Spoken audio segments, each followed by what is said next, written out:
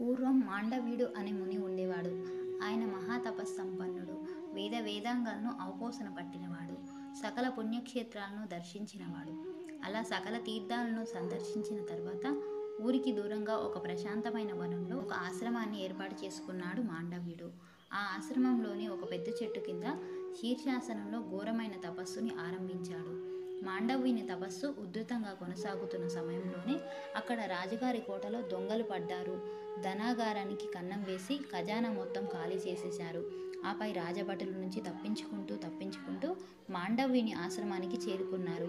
వారిని వెంబడిస్తూ రాజభటులు కూడా ఆ ఆశ్రమానికి చేరుకున్నారు. రాజుగారి ఖజానాను దోచుకున్న దొంగలు ఎటు వెళ్లారంటూ భటులు మాండవ్యుని అడిగారు. మాండవ్యుడు కఠోరమైన మౌనవ్రతంలో శీర్షాసనంలో ఉండడంతో దొంగల గురించిన జాడని చెప్పలేక మిన్నకుండిపోయాడు. రాజభటులు ఆశ్రమానికి చేరుకోవడం చూసి దొంగలు కాస్త అక్కడి నుండి చల్లగా జారుకున్నారు. ఇటు మాండవ్యుని దాటుకొని ఆశ్రమంలోకి ప్రవేశించిన రాజభటులకు అక్కడ రాజుగారి సంపద యావత్తు కనిపించింది. మాండవ్యుని ఆశ్రమంలో సంపదని చూసిన రాజభటులకు అతను కూడా ఆ చోరుల్లో భాగస్వామియే అన్న అనుమానం కలిగింది. వెంటనే ఆ సొత్తుని మాండవ్యుని రాజుగారి దగ్గరకు తీసుకువెళ్లారు. మరికొద్ది రోజుల్లోనే మిగతా దొంగలు కూడా రాజభటులకు చిక్కారు. తన కోశాగారాన్ని దోచుకోవాలని ప్రయత్నించిన దొంగలకి రాజుగారు మరణదండనను విధించారు. వారికి సహకరించాడన్న అనుమానంతో మాండవ్యుని మెడలో శూలం గుచ్చి ఉంచమన్నారు. తనకు శూలదండన విధించినప్పటికీ మాండవ్యుని తపోనిష్టలో ఎటువంటి మార్పు రాలేదు.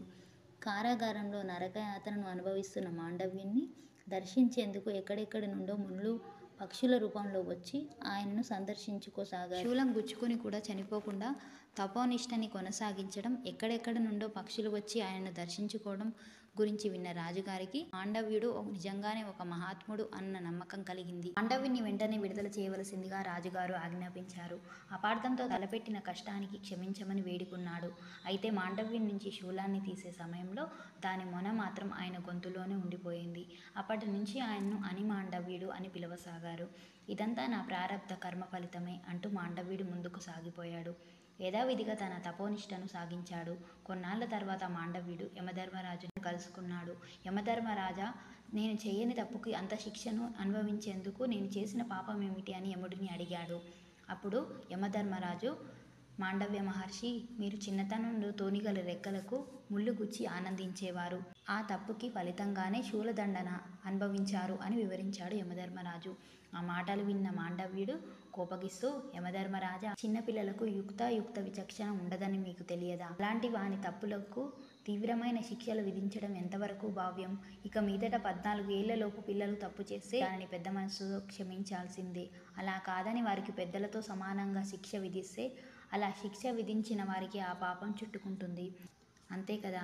నేను తెలిసి తెలియని వయసులో చేసిన తప్పుకి ఇంత శిక్ష వేసినందుకుగాను నువ్వు కూడా మానవ జన్మనెత్తుదువుగాక అని శపించాడు. అప్పటి నుంచి హైందవ సంప్రదాయం ప్రకారం 14 ఏళ్లలోపు పిల్లలు చేసే తప్పులను చిన్నపాటి దండనతో సరిపెట్టమని చెబుతున్నారు. ఇక మాండవ్యుని శాపం వల్ల యమధర్మరాజు విదురుడిగా జన్మించాడు.